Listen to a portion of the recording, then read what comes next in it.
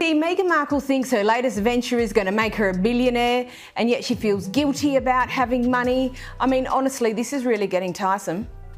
Lemonada's ad partner is Gretchen Rubin Media and would get the high end of that because of name recognition. But based on the analytics provided by Fast Company magazine this week, Meghan's made approximately $40,000 for season 1 of Confessions of a Female Founder. Not exactly Spotify money. And if she's trying to be a billionaire, picture this. You're a former royal, used to red carpets and royal treatment worldwide. You assume your name alone opens any door, gets you into any event in any country. Then one day, a powerful nation looks at your application and says a word that changes everything. No. Not maybe, not later, just no. And suddenly your entire carefully crafted image comes crashing down in the most public way possible. This is exactly what just happened to Meghan Markle, and the fallout is more devastating than anyone could have predicted. What started as plans for a glamorous appearance at one of the world's biggest events turned into a global humiliation that has the internet absolutely losing its mind. We're talking about a rejection so brutal, so public, and so final that it sent shockwaves through celebrity circles everywhere. Because when India, a country known for its diplomatic grace, publicly shuts you down, you know something has gone seriously wrong. Absolutely, but why talk about feeling guilty about having money? I mean, we all know that they have it. Why are you talking about it? It's really quite gauche, isn't it? It is, but that's not the line that I took away from it. She talked about a scarcity mindset. The story begins with Miss World 2025, one of the most prestigious beauty pageants on the planet, set to take place in Hyderabad, India. For weeks, whispers had been circulating that Meghan Markle would be making a grand appearance at the event. Her styling team was reportedly briefed, outfits were being selected, and PR statements were being prepared. The former royal was seemingly gearing up for another high-profile international moment that would keep her name in headlines and maintain her global relevance. But here's where the story takes a shocking turn. Meghan's visa application to enter. India was not just delayed or under review, it was completely and utterly rejected. No diplomatic courtesy, no special consideration, no room for negotiation. The Indian immigration authorities looked at her application and delivered a response that left her team scrambling, and Meghan herself reportedly furious behind closed doors. This wasn't a paperwork issue or a security concern. This was a straightforward, definitive rejection that sent her entire plan into freefall. Speaking about one of those projects, and that's her lifestyle brand As Ever, now there's rumours she won't be restocking some of her products, including her jam. We have been talking about this for so long, this can't actually be serious. We're joined right now by Talk's royal correspondent, Rupert Bell. Very good afternoon to you, Rupert.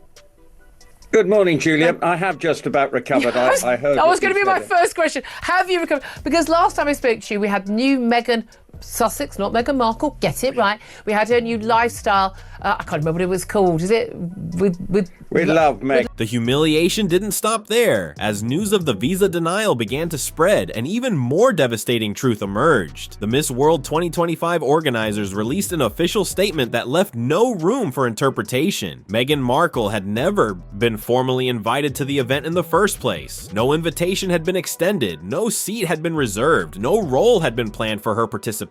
The entire narrative of her attending this prestigious event had been built on absolutely nothing but assumption and manufactured publicity. Think about the level of delusion required here. Her team had been planning this appearance, leaking information to the press, and preparing for what they assumed would be another moment in the spotlight. All of this was happening while the actual event organizers had no idea she expected to be there. It's like showing up to a party you were never invited to, except the party is a global event watched by millions, and the rejection is broadcast to the entire world. But you know what? That's probably about my level. 5 minutes in. 5 minutes in, she'd got the honey out of the bees. I was going to say bee's nest. That's a wrong thing. Beehive, and then she started making bath bombs for her guests because when people come and stay, she likes to have bath bombs so they can take a sip. This was opening the packet of pretzels and putting them into another bag. So I never thought of that. This is why I'm not a domestic goddess. I think Jimmy Fallon on his program in the States has just lampooned that particular moment. So it's definitely one for the... The internet's response was swift and absolutely merciless. Within hours, hashtags like Doc Not Invited Meghan and India Says No were trending across multiple platforms. Memes flooded social media, with users creating content that mocked her presumed entitlement and the audacity of assuming she could insert herself into a national event of another sovereign country. The mockery wasn't just coming from royal watchers or critics, it was coming from ordinary people who found the entire situation absurd and entertaining. But the most cutting responses came from India itself. Journalists, students, and citizens across the country didn't hold back in their criticism. One particularly viral tweet from an Indian journalist read, "If Meghan Markle wants a role at Miss World, she should apply like the rest of us, with merit, not entitlement." The response highlighted something deeper than just this single incident. It exposed a cultural disconnect and a level of presumed privilege that didn't sit well with people who value earned respect over inherited status. Last week, while you were ill, I managed to have a complete change of direction, so went to Cheltenham for a week and managed to avoid too much Meghan talk, but Cheltenham's now done and dusted. Now you're back. Well, I hate to tell you. Back. Well, I want to talk more about Prince Harry, but just want to finish on Meghan because it's not so much that the As Ever brand won't be trademarked, but she failed to sign the form. But she's actually got to explain what she's selling. She said she's selling a few lifestyle sort of products, but she's actually got to be a bit more specific. You know, the jam. What makes this situation even more revealing is how it fits into a disturbing pattern of behavior that critics have been pointing out for years. This isn't the first time Meghan has been accused of manufacturing her presence at major events. Through suggestion, narrative control, and strategic PR manipulation. From awards she's claimed to have won but didn't, to causes she's positioned herself as championing without any real involvement, her team has turned exaggeration into an art form that finally backfired spectacularly. The Miss World incident reveals just how far her fantasy has drifted from reality. You simply cannot expect to be welcomed with open arms into countries you've never truly connected with, especially when those countries have strict protocols and don't appreciate being used as props for publicity stunts. India, with its rich culture and strong sense of national dignity, was never going to play along with this manufactured narrative, and they made that crystal clear. This rejection also highlights the fundamental misunderstanding Meghan seems to have about her current position in the world. She appears to still be operating under the assumption that her brief time as a working royal grants her permanent access to global events and red carpet treatment wherever she goes. But the reality is starkly different. She stepped back from royal duties, which means she also stepped back from the privileges and diplomatic considerations that come with official royal status. India's stance represents something much bigger than just one country's visa policies. It's a reflection of how the world increasingly views Meghan, not as a royal icon or global humanitarian, but as a former actress struggling to maintain relevance through controversy and manufactured drama. The Miss World pageant celebrates women who have made genuine impacts in their communities, who have worked tirelessly for causes they believe in, and who represent authentic empowerment and positive change. You'd basically fling that in front of your daughter and say, just eat that fruit, probably. I'd like to point out that after this conversation, I did actually send Rupert a WhatsApp picture of a Thai meal that I had made. I haven't sent you all the birthday cakes I've made for my daughter. That's next on the list to prove the payroll, but there we are. But this is what I don't get. She's got this massive payroll of people who she seems to go through a new person virtually every week. She doesn't seem to have anyone on the payroll who can do their job.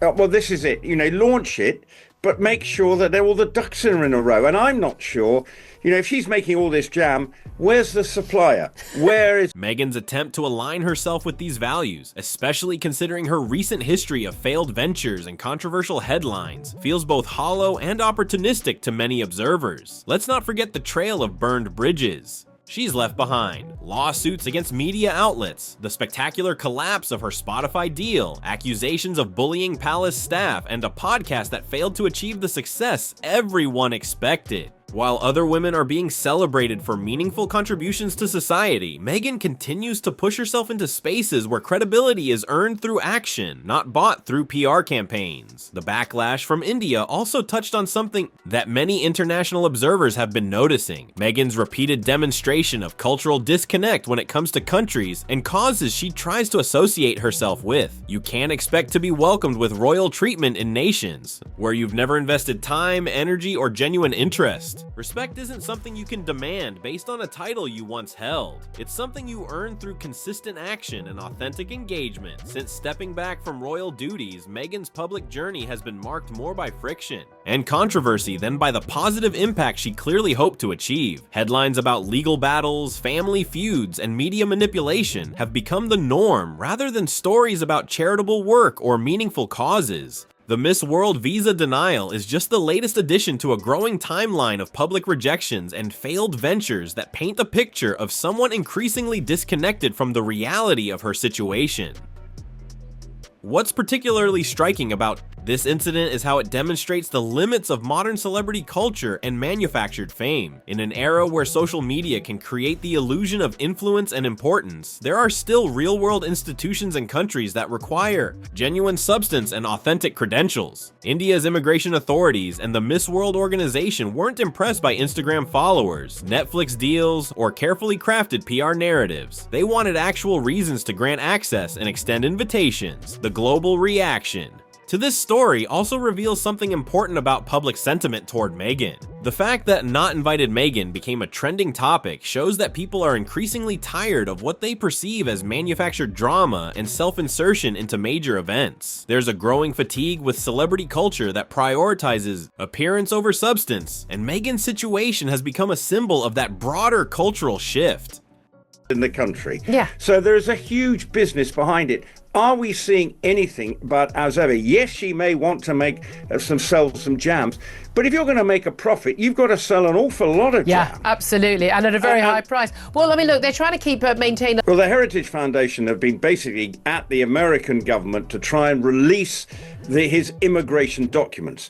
Well, originally it said no, then they have released it, but then what they've released is the most heavily redacted set of papers. This isn't just about one rejected visa or one missed event. This is about the fundamental question of relevance in the modern world. When countries start saying no to your presence, when organizations clarify that you were never invited, and when the global response is laughter rather than sympathy, it suggests that your strategy for maintaining relevance isn't working. In fact, it's actively working against you. The Miss World 2025 event will go on without Meghan Markle, and based on the reaction to this story, most people won't think twice about her absence. The pageant will celebrate deserving contestants, honor women making real differences in their communities, and showcase authentic talent and dedication. Meanwhile, Meghan will be dealing with the fallout from yet another public rejection that reinforces the narrative many have been building about her desperation to stay in the spotlight. What this incident ultimately reveals is the harsh reality of post-royal life for someone who seems to have expected the benefits of royal status without the responsibilities. The world has moved on. The British royal family has continued their work, with William and Catherine gaining increasing global admiration, and Meghan finds herself increasingly isolated from the relevance and influence she clearly craves. But the implications of this rejection go far deeper than just one embarrassing moment. Industry insiders are now questioning whether other major events and organizations will follow India's lead. There are already whispers in entertainment and philanthropic circles about whether Meghan's name has become more of a liability than an asset. When you're known more for controversy than contribution, event organizers start to wonder if your presence will overshadow their actual purpose. The timing of this rejection couldn't be worse for Meghan's already struggling brand. Her American Riviera Orchard venture has been plagued with trademark issues and production delays. The promised jam that was supposed to launch her lifestyle empire has become more of a running joke than a business success. Meanwhile, her Netflix projects continue to underperform, and industry sources suggest that her contract renewal is far from guaranteed. What makes this situation even more damaging is how it exposes the fundamental disconnect between Meghan's self-perception and global reality. She clearly still sees herself as a major international figure whose presence adds value to any event, but the Miss World organizers saw her potential involvement as unnecessary at best and potentially problematic at worst. This isn't just about one pageant. It's about how the entertainment and charitable worlds now view her overall brand. The cultural implications of India's rejection are particularly significant because of the country's growing global influence. India isn't just rejecting a celebrity, they're making a statement about values, authenticity, and earned respect versus inherited privilege. In a world where social media can manufacture the appearance of influence, India's response represents old-school principles where credibility matters more than follower counts. Sources close to the situation reveal that Meghan's team was genuinely shocked by both the visa denial and the public nature of the rejection. They had apparently been operating under the assumption that her royal connections and Netflix deal would smooth any diplomatic hurdles. The reality check was harsh and immediate. Those connections mean far less in the current global landscape than they had calculated. The visa denial and fake invitation exposure represent more than just an embarrassing moment. They're a symbol of a crumbling public persona built on image rather than substance. From her royal exit to podcast failures, from media wars to this very public rejection, the pattern is clear. The harder she tries to manufacture relevance and importance, the more the world seems to see through the facade and respond with rejection, rather than embrace. This incident also highlights the dangerous game of assumption that has characterized much of Meghan's post-royal strategy. Time and again, she and her team have operated as if invitations, opportunities, and red carpet treatment are automatic entitlements rather than earned privileges. The Miss World situation shows what happens when that assumption meets reality. And reality wins decisively as the cameras flash in Hyderabad and deserving guests take their seats at Miss World 2025. One thing has become absolutely certain: Meghan Markle won't be among them.